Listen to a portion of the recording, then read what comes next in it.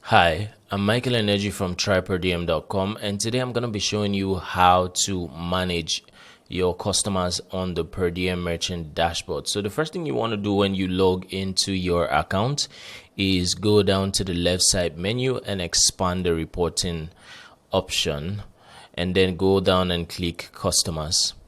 It's going to bring you to the customers page. Of course, you're able to filter your customers by those that are active and those that are deactivated. So I'm going to leave it as all customers. And for each of the customers, you get the option to view the customer, update the customer details, send push notification, and deactivate the customer's account.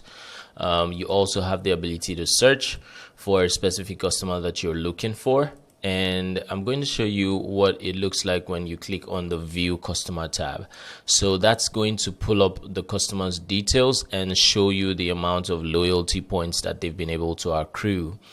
And you can also send a push notification from here, clicking this button to that specific customer, and you can also deactivate the account. Of course, when you're deactivating the account, you would have to state the reason for doing so. And the next time the customer tries to log into the account, it will be disabled, so they won't be able to have access to their accounts within the mobile app. The other option is to update the customer records.